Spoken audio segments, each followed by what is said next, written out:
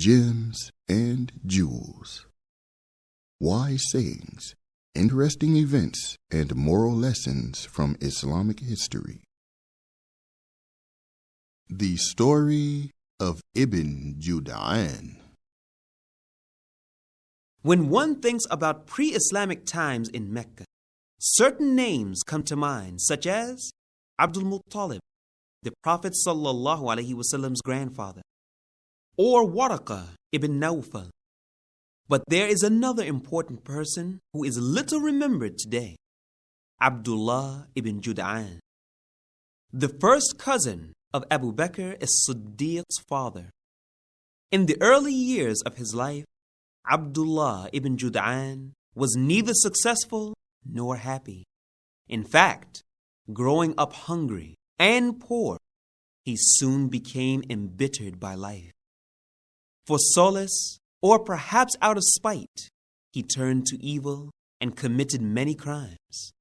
He was caught so often for his evil acts that he was considered by most to be an incorrigible criminal. People thought that he was evil incarnate and that there was no way that he could ever improve. Everyone hated him, including his fellow clansmen, his family, and even his own father. And he reciprocated that hatred with equal or greater vehemence. One day, as he was walking in the valleys of Mecca, ruefully thinking about his bitter existence, he noticed a small opening in a mountain, perhaps an entrance to a cave. He thought that there might be something harmful inside, perhaps a venomous snake. That foreboding did not stop him from approaching. Instead, it encouraged him to go to it, for his situation was so hopeless that he actually wanted to be killed by some venomous lizard or snake so that he could part from his miserable existence. When he came near to the mouth of the cave, he saw a lean shape inside, and through the darkness, he perceived it to be a snake in an erect position, the position most favored by a venomous snake when it is ready to strike. Overcome by madness, Abdullah bin Judan was terrified and suddenly realized that he did not really want to die. He imagined that the snake was coming at him, and so he jumped wildly, trying to fend off a lethal bite. After a short while, he calmed down, realizing that it was only him that was moving and that the snake was actually in a still position. And when he came nearer, he realized that it was only a statue of a snake, which was made of gold and had 2 eyes made of precious emeralds. He broke the emeralds off and took them. He then entered deeper into the cave, and from the writings he saw around him, he realized that the cave was a graveyard for the kings of the Jurhum tribe. At the head of each grave was a gravestone made of gold. On it was written a short history of the king who was buried underneath.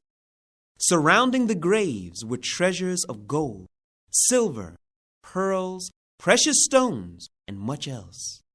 Abdullah bin Judan picked up a few small treasures, made a sign outside the cave so that he could find it again, and then return to his people. He was generous with his newfound wealth, giving to family, friends, and to the needy. He was especially generous in gathering people together and serving them food.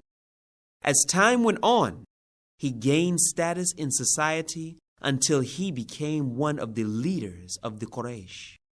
Whenever he ran out of funds, he would return to the cave and take some more. His generosity extended even beyond the boundaries of Mecca. Once, when the people of Asham were suffering hard times, Abdullah bin Judan sent 2,000 camels to them, loading each one with wheat, oils, and other provisions. And every night, someone stood on the roof of the Kaaba and called out, "Come to the bowls of Abdullah bin Judan." Yet in spite of all of that, the following is related about him in Sahih Muslim. Aisha radiyallahu anha said to the Prophet sallallahu alaihi wasallam, "Indeed, Ibn Judan used to provide food for the people, and he would be hospitable to his guests.